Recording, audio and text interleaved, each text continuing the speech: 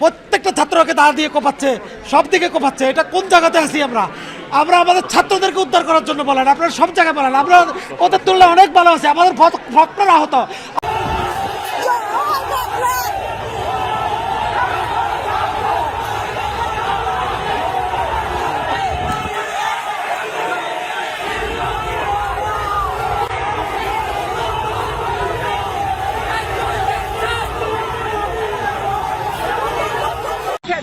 দুই দিকে কিন্তু এখানে মহানগর ছাত্রলীগের সাধারণ সম্পাদক নাইম আহমদের নেতৃত্বে কিন্তু অনেক মোটরসাইকেল আসছে। দর্শক, আপনারা দেখতে পাচ্ছেন ডক্টর ইউনূসের পদত্যাগের জন্য এখানে কিন্তু ঝাড়ু মিছিল হচ্ছে, জুতা মিছিল হচ্ছে এবং সরাসরি গণভবনের দিকে এগিয়ে যাচ্ছে এবং তাদের একটাই দাবি ডক্টর ইউনূস যাতে অতি দ্রুত পদত্যাগ করে। এবং এখানে কিন্তু লক্ষাধিক মানুষ উপস্থিত হয়েছে এবং সকলে কিন্তু ডক্টর ইউনূসের পদত্যাগ চাচ্ছে। এখানে দেখতে পাচ্ছেন মহিলারাও কিন্তু সেই মিছিলে সামিল হয়েছে এবং তাদেরও সেই একই দাবি, ডক্টর ইউনূস দেশ চালাতে অক্ষম এবং তিনি দেশ চালানোর মতো ক্ষমতা রাখে না। তাই তো এখানে লক্ষাধিক মানুষ একত্রিত হয়েছে ডক্টর ইউনূসের পদত্যাগের দাবিতে। ডক্টর ইউনূস এ দেশে আসছে বাংলাদেশের 17 কোটি মানুষকে রিপ্রেজেন্ট করার জন্য, অবৈধভাবে সে আসতে পারে না। এমন সরকার কোনো বক্তব্য নাই, কিছু নাই, একটা শরীরে কষ্ট নাই, কোনো বল নাই, ও তো নাটকও মানাইতো না। ওরে অভিজিৎ তত্ত্বাবধায়ক সরকার। আমরা প্রধান উপদেষ্টার পদত্যাগ দাবি করছি, কারণ উনি ক্ষমতায় আসার পর থেকে আমরা দেখছি বাংলাদেশকে। দর্শক, গুরুত্বপূর্ণ ভিডিও আপনাদের মধ্যে শেয়ার করতে যাচ্ছি, যে ভিডিওগুলো দেখলে রীতিমতো অবাক হতে বাধ্য হবেন। আমি অবাক হয়ে গিয়েছি। শুরুতে আপনারা দেখেছেন, অবশ্যই সম্পূর্ণ ভিডিওটি দেখাবো। তার আগে সকলের কাছে অনুরোধ, যারা চ্যানেলে এখনো সাবস্ক্রাইব করেননি, সাবস্ক্রাইব করে একটি লাইক করে না টেনে ভিডিওটি শেষ পর্যন্ত দেখতে থাকুন।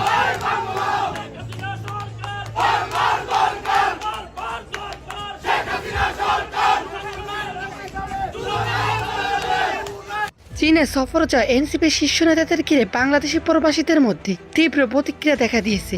বিশেষ করে বিতর্কিত ছাত্র নেতাদের উপস্থিতি ঘিরে প্রবাসী আওয়ামী লীগ ও ছাত্র সমাজ রাস্তায় নেমে বিক্ষোভ করে। তাদের দাবি, যাদের বিরুদ্ধে দেশের ভেতরে নানা অভিযোগ আছে তাদের এ ধরনের কূটনৈতিক সফরে পাঠানো বাংলাদেশের ভাবমূর্তিকে ক্ষুণ্ণ করে। বিক্ষোভকারীরা স্লোগানে জানিয়ে দেন, বাংলাদেশের প্রকৃত জনপ্রিয় শক্তি আওয়ামী লীগ। চীনে বসবাসরত বাংলাদেশি শিক্ষার্থীরাও এতে যোগ দেয়। তারা হাতে প্ল্যাকার্ড ও ব্যানার নিয়ে দাঁড়ায়, যেখানে লেখা ছিল, বিতর্কিতদের জায়গা চীনে নয়, জবাব চাই বাংলার মাটিতে। প্রবাসী আওয়ামী লীগের নেতারা বলেন, এই সফরে অংশ নেয় এনসিপির নেতারা দেশে কোনো গণ আন্দোলন গড়ে তুলতে পারেনি, বরং বিতর্কিত কর্মকাণ্ডের জন্য ছাত্র সমাজের মধ্যে তারা আলাদা হয়ে পড়েছেন। অথচ বিদেশে গিয়ে তারা বাংলাদেশের প্রতিনিধি সাজতে চাইছেন।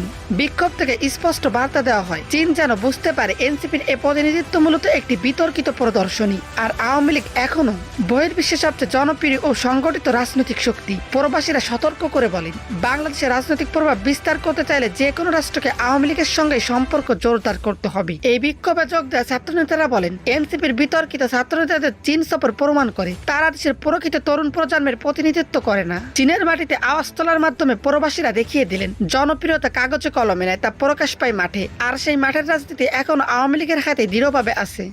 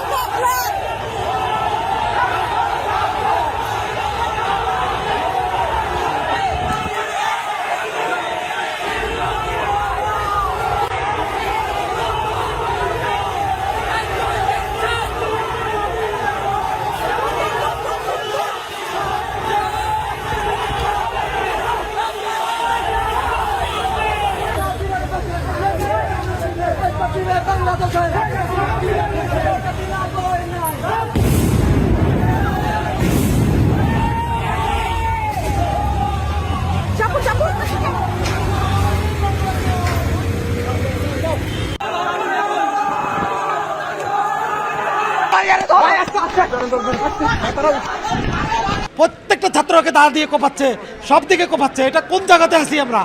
আমরা আমাদের ছাত্রদেরকে উদ্ধার করার জন্য বলেন, আপনারা সব জায়গায় বলেন। আমরা ওদের তুলনায় অনেক ভালো আছি। আমাদের ভক্তরা আহত, আমার প্রভিসি একাডেমিক আহত, আমাদের সকল শিক্ষককে মারছে, আমার সকল ছাত্রদেরকে মারছে, কন্টিনিউ মারতেছে, এখনই মারতেছে। আমরা মেডিকেলে জায়গা দিতে পারতেছি না।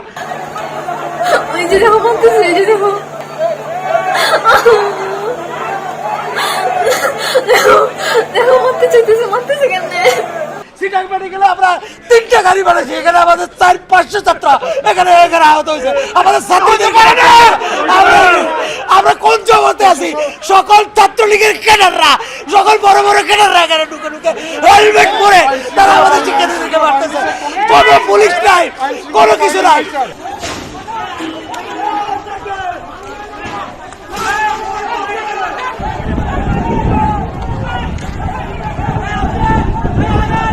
আমরা জিওসির সাথে কথা বলেছি, স্বরাষ্ট্র উপদেষ্টার সাথে কথা বলেছি, মাননীয় প্রধান উপদেষ্টার দপ্তরে কথা বলছি।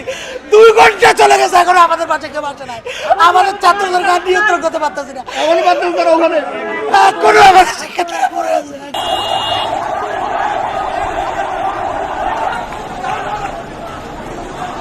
আমি এই আহত অবস্থায় আমি হাত জোর করে ক্ষমা চাচ্ছি। আমাদের শিক্ষার্থীরা তোমরা শান্ত থাকা, এলাকাবাসী আপনারা শান্ত হন। আমরা এখন আর্মি বিজিবি আসতেছে, আমরা এই বিশ্ববিদ্যালয়ে আজকে এত বছর ধরে আছি। এই গ্রামের সাথে আমাদের সম্পর্ক ছিল, এটা অন্য একটা কুচক্র চলতেছে। এই গেমে কেউ হাত দিও না ভাই, তোমরা দয়া করে তোমরা শান্ত হও, তোমরা শান্ত হও। আমরা অনুরোধ করতেছি, আমরা তোমাদের সাথে আছি, তোমরা শান্ত হও। এগুলোর বিচার হবে। জনগণকে বিভ্রান্ত করার চেষ্টা চলছে, অভিনব সব প্রক্রিয়ায় গুজব ছড়ানো হচ্ছে। এক ছবির সঙ্গে অন্য ছবি জুড়ে দেওয়া হচ্ছে, ঘটনা একটা ছবি আরেকটা, এরকম ফটোকার্ড বানিয়ে অন্য দেশের ঘটনাকে এই দেশের ঘটনা হিসেবে চালিয়ে দিয়ে সোশ্যাল মিডিয়ায় তোলপাড় করে ফেলছে। যতই নির্বাচন কাছে আসবে এর রূপ আরও ভয়ঙ্কর হতে থাকবে। কারা এর পেছনে আছে, কেন আছে, তা আপনাদের সবারই জানা আছে। আমরা এই গুজব ও মিথ্যা তথ্যের প্রচারণা রোধ করতে জাতিসংঘের সহযোগিতা চেয়েছি। জাতিসংঘের মহাসচিব এর মোকাবেলায় আমাদের সহযোগিতা করবেন বলে আশ্বাস দিয়ে গেছেন। দেশবাসীকে আমি স্মরণ করিয়ে দিতে চাই যে জুলাই অভ্যুত্থানের প্রথম পর্ব সফলভাবে সমাপ্ত হয়েছে। প্রথম পর্বের সমাপ্তির মধ্য দিয়ে অভ্যুত্থানের দ্বিতীয় পর্ব শুরু হলো। সবসময় মনে রাখতে হবে আমরা কিন্তু যুদ্ধাবস্থায় আছি। গুজব হলো এই জুলাই অভ্যুত্থানের বিরুদ্ধে পরাজিত শক্তির মস্ত বড় হাতিয়ার। গুজব দেখলেই গুজবের সূত্রের সন্ধান করতে থাকবেন, গুজবকে অবহেলা করবেন না। বহু অভিজ্ঞ সমর বিশারদ এই গুজবের পেছনে দিনরাত কাজ করছে, সীমাহীন অর্থ এর পেছনে নিয়োজিত আছে। এর মূল লক্ষ্য জুলাই অভ্যুত্থানকে ব্যর্থ করা। আমরা তাকে ব্যর্থ হতে দেব না। আমাদের সামগ্রিক ঐক্য পলাতক শক্তির গায়ে জ্বালা ধরিয়ে দিচ্ছে। তারা এই ঐক্য ভাঙতে চায়। তাদের অভিনব কৌশল আপনি টেরই পাবেন না, আপনি বুঝতেই পারছেন না কখন তাদের খেলায় আপনি পুতুল হয়ে গেছেন। আমাদের সচেতনতা এবং সামগ্রিক ঐক্য দিয়েই এই গুজবকে রুখতে হবে, পলাতক অপশক্তির ষড়যন্ত্রকে ব্যর্থ করে দিতে হবে। প্রিয় দেশবাসী, আপনারা জানেন ইতিমধ্যে জাতীয় ঐক্যমত্য কমিশন তাদের কাজ শুরু করেছে। 6টি সংস্কার কমিশনের 166টি সুপারিশ ও পূর্ণাঙ্গ প্রতিবেদন সহ 38টি রাজনৈতিক দলের কাছে চিঠি দেওয়া হয়েছে। ইতিমধ্যে রাজনৈতিক দলগুলোর সঙ্গে বৈঠক শুরু হয়েছে। দেশের রাজনৈতিক দলগুলো খুবই ইতিবাচকভাবে সংস্কার কাজে সাড়া দিয়েছেন, তাদের মতামত তুলে ধরছেন। কোন রাজনৈতিক দল কোন কোন সংস্কার প্রস্তাবে একমত হয়েছেন, কোনটিতে দ্বিমত হয়েছেন, সেসব তারা জানাচ্ছেন। এটা আমাদের জাতির জন্য অত্যন্ত সুখকর বিষয় যে প্রতিটি রাজনৈতিক দল সংস্কারের পক্ষে মত দিচ্ছেন। ঐকমত্য কমিশনের মাধ্যমে সকল রাজনৈতিক দলের মতামত নেওয়ার কাজ এখন চলমান আছে। কমিশনের লক্ষ্য যে সকল বিষয়ে রাজনৈতিক দলগুলো একমত হবেন সেগুলো চিহ্নিত করা এবং তার একটা তালিকা প্রস্তুত করা। যে সকল দল এতে একমত হয়েছেন তাদের স্বাক্ষর নেওয়া। এই তালিকাটাই হবে জুলাই চার্টার বা জুলাই সনদ। আমাদের দায়িত্ব জাতির সামনে পুরো প্রক্রিয়াটা স্বচ্ছভাবে তুলে ধরা এবং প্রক্রিয়া শেষে নির্বাচনের আয়োজন করা।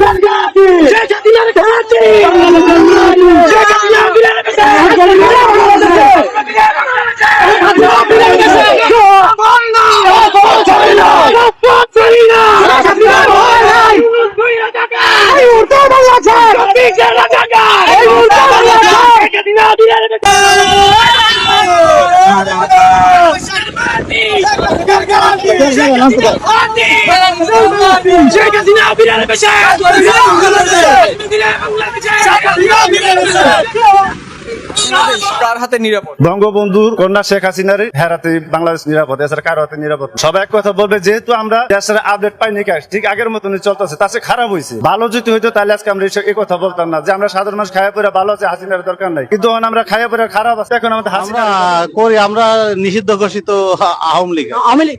হ্যাঁ, আবার কি আওয়ামী লীগকে চান? এটা পরিবেশ পরিস্থিতি, যদি আওয়ামী লীগ আসে তাহলে ভোট দেবো। আওয়ামী লীগ যদি নির্বাচনে অংশগ্রহণ না করে, মানে নিষিদ্ধ যেহেতু, সেক্ষেত্রে কি করবেন? যেতেও পারি নাও পারি। নির্বাচনে ভোট দিতে যাবেন না? গত 1 বছরে কোনো নিরাপত্তা দেখেছেন আপনারা? আমি তো দেখি নাই। যেখানে যাই ছিনতাই, ধর্ষণ, কোনো কিছু বিচার হয়? বিচার তো পাচ্ছি না। বলে কি যে শেখ হাসিনা নাকি স্বৈরাচার ছিল, মানলাম শেখ হাসিনা স্বৈরাচার, কিন্তু আমার তো এখন সবকিছু এই গত 1 বছরের ইন ডিটেল আমি পর্যবেক্ষণ করার পরে বাংলাদেশের একজন সিভিল নাগরিক সিটিজেন আমি বলতে বাধ্য হচ্ছি যে ইউনূস সরকার নিজেই একজন স্বৈরাচার, ইউনূসগণ নিজেই স্বৈরাচার। তার সময় কোনো কথা বলতে গেলেই লীগের দালাল, তার কোনো ভুল ধরতে গেলে, তাদের কোনো ভুল ধরতে গেলেই ভারতের দালাল, ছাত্রলীগের দালাল, এইটা সেটা। ভাই এগুলা কি? আমার ব্যক্তিগত মতামত, আমি কোন দল পছন্দ করবো, আপনি কোন দল পছন্দ করবেন, জনগণ কোন দল পছন্দ করবে, এটা শুধু যার যার ব্যক্তিগত ব্যাপার। এটা তো ইউনূসগণ ঠিক করে দিবে না। দেশ স্বাধীন একবারই হয়েছে 1971 সালে 30 লক্ষ শহীদের বিনিময়ে, ঠিক আছে? আর এই যে এনসিপির ব্যানারে যে ওরা ওই যে আপনার কি বলে যমুনায় ঘেরাও করতে গেছে এনসিপি নেতাকর্মীরা, তখন তাদেরকে কোনো বাধা দেয় না, পুলিশের হেনস্থার শিকার হয় নাই, তারা তাদেরকে ডাইকে নিয়ে খাবার দিছে, পানি দিছে, সব দিছে। তাহলে আমরা কি দোষ করলাম? আমাদেরকে গতকালে লাঠি চার্জ করলো ডিসি মাসুদ, কোন চ্যাটের বাল।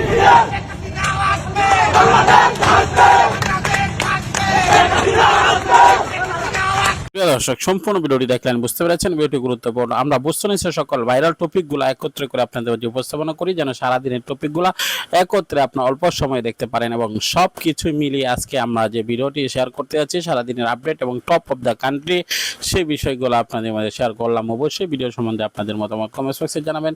পরবর্তী সকল আপডেট সর্বপ্রথম পাওয়ার জন্য আমাদের চ্যানেলটিকে সাবস্ক্রাইব করে পাশে থাকা বেল বাটনটি অন করে দেবেন। আজকের মতো বিদায় নিচ্ছি, দেখা হবে অন্য কোনো ভিডিওতে। ভালো থাকুন, সুস্থ থাকুন। আসসালামু আলাইকুম রহমতুল্লাহ।